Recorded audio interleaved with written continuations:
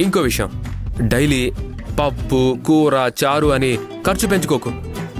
ఒకరోజు lemon rice, ఇంకో రోజు పెరుగన్నం, ఇలాంటివి కూడా మెనూలో చేర్చుకో. సరేనా? మటన్ షాప్ ఉన్న రోడ్డుకి వెళ్ళొద్దు. చికెన్ కూడా నెలకి ఒక్కసారే తీసుకో, అది విత్ స్కిన్ తీసుకురా, రేటు తక్కువ ఉంటుంది.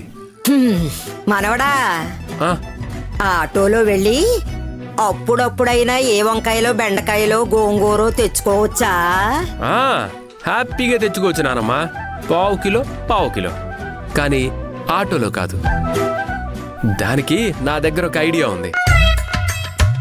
అక్షయ, రైతు బజార్కి వెళ్ళాలనుకుంటే బస్సులో మాత్రమే వెళ్ళు.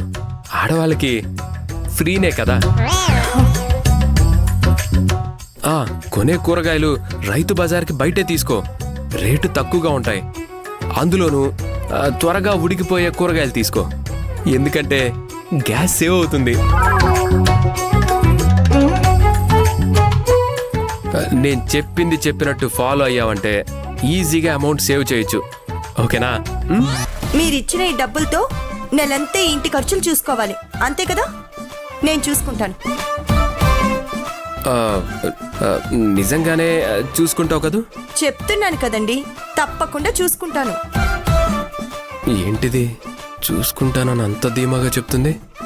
ఇంతసేపు మీరు చెప్పిన ఈ ఐడియాలు, అవసరాలు అన్నీ ఈ డబ్బుతోనే సర్దేసి మిగిలిన ఈ డబ్బు తీసుకెళ్లి నా బ్యాంక్ అకౌంట్లో వేసుకుంటాను. సరేనా?